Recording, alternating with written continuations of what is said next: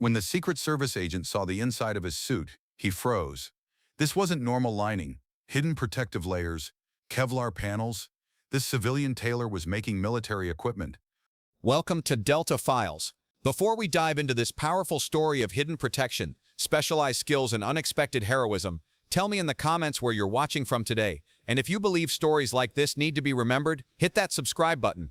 Antonio's Fine Tailoring had served the downtown Chicago business district for 25 years. Located between a coffee shop and a law office, it was the kind of place where executives, lawyers, and government workers came for custom suits that fit perfectly and lasted decades. Tony Marcelli, the owner, was known for his attention to detail and ability to make any man look distinguished. Special Agent David Chen had been assigned to the Chicago Secret Service field office for 6 months, specializing in threat assessment and protective intelligence. When he needed a new suit for formal security details, colleagues recommended Antonio's for quality and discretion. Tony was exactly what David expected from an old-school tailor. Italian accent, measuring tape around his neck, and the kind of craftsmanship that belonged to an earlier generation. Nothing suggested anything unusual about the small neighborhood business. Until David came for his final fitting. "Agent Chen, your suit is ready," Tony said, leading David to the fitting room. "I think you'll be very pleased with the construction." David put on the jacket and immediately noticed something different. The suit felt heavier than expected, but the weight was distributed so perfectly it was barely noticeable. "The fabric feels unusual," David commented. "Special weave," Tony replied. "Italian wool with enhancements." David examined himself in the three-way mirror. The suit looked perfect, but something about the internal construction caught his trained eye. The lining seemed thicker than normal, with unusual stitching patterns. "Tony, can I see the internal construction?" "Of course, I'm proud of my work." Tony opened the jacket to show David the interior. What David saw made his blood run cold. The lining wasn't normal suit lining. Hidden between layers of fabric were thin, flexible panels that David recognized immediately. Kevlar, ballistic protection material. "Tony," David said slowly, "this is body armor." Tony's expression didn't change. "You work a dangerous job, Agent Chen. I believe in keeping my customers safe." David's mind raced. This neighborhood tailor had somehow acquired military-grade ballistic materials and integrated them into civilian clothing so seamlessly that they were virtually undetectable. "Where did you get Kevlar panels?" "I have connections. From my previous work." "What previous work?" Tony was quiet for a moment, then made a decision. "Agent Chen, before I was a tailor, I was other things." David's Secret Service training activated. This wasn't just about a custom suit anymore. "Tony, I need to understand what you're telling me." Tony walked to his workbench and retrieved a leather portfolio. Inside were photographs, certificates, and documents that made David's head spin. Military contracts, Defense Department specifications, classified ballistic protection requirements. "I designed protective equipment for Special Operations Forces. 20 years, 1985 to 2005. Classified projects that I can't discuss, but..." Tony gestured around his shop. "Some skills transfer to civilian applications." David stared at the documents. Tony hadn't just been a military contractor. He'd been designing life-saving equipment for the most dangerous missions in the American military. "Why become a tailor?" "Because after 20 years of making equipment for war, I wanted to make something beautiful. But old habits," Tony smiled. "When I see good people in dangerous jobs, I can't help myself." David examined his suit again with new understanding. This wasn't just clothing. It was concealed body armor designed by someone who'd spent decades perfecting life-saving protection. "Tony, how many people know about this?" "You're the first to ask direct questions. How many other suits like this have you made?" Tony opened another portfolio. Client records spanning 15 years.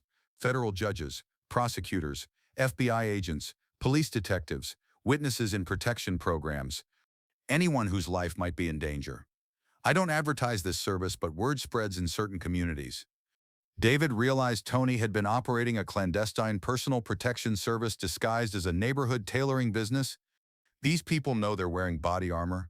Some do, some don't. Depends on the situation.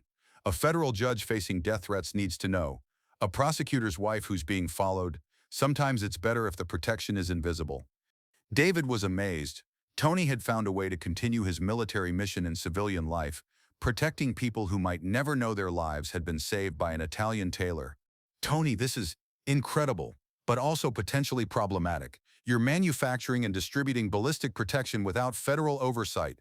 Tony's expression grew serious. Agent Chen, in 20 years of this work, I've had 11 customers survive assassination attempts. 3 judges, 4 prosecutors, 2 FBI agents, 1 police captain, and 1 witness, all wearing my suits when they were attacked. David felt the weight of that statement. Tony's unauthorized protection had saved 11 lives. Why didn't you contact law enforcement about providing these services officially? Because bureaucracy doesn't save lives. By the time federal agencies approve protective equipment, the people who need it are already dead. David understood. Tony was providing immediate life-saving protection to people in imminent danger while official channels moved too slowly. Tony, I need to report this to my supervisors. I understand. 3 weeks later, David returned to Tony's shop. But this time, he wasn't alone. His supervisor, Assistant Director Sarah Martinez, was with him. Mr. Marcelli, Director Martinez said, "We've reviewed your background and your unofficial protective services." Tony waited quietly. The Secret Service would like to discuss a consulting arrangement. Your expertise in concealed ballistic protection could help us protect high-value targets more effectively. What kind of arrangement? Official contractor status. You'd continue your tailoring business, but also provide specialized protective clothing for federal operations requiring maximum discretion. Tony considered the offer. I keep my shop, I keep my regular customers, and I help your agents stay safe? Exactly. Tony smiled. Agent Chen, how does your suit feel? David had been wearing Tony's bulletproof suit for 3 weeks. It was the most comfortable body armor he'd ever worn, and completely invisible to everyone around him. Like I'm wearing protection that could save my life, but nobody knows. That's the point. 6 months later, Tony's special services had expanded to include protective clothing for Secret Service details, FBI undercover operations, and diplomatic security. His neighborhood tailoring shop became the front for one of the most sophisticated concealed protection operations in federal law enforcement. Regular customers still came for normal suits, never knowing their neighborhood tailor was also designing life-saving equipment for the most dangerous jobs in America. You know, David told Tony during a routine fitting, most people think tailors just make clothes look good.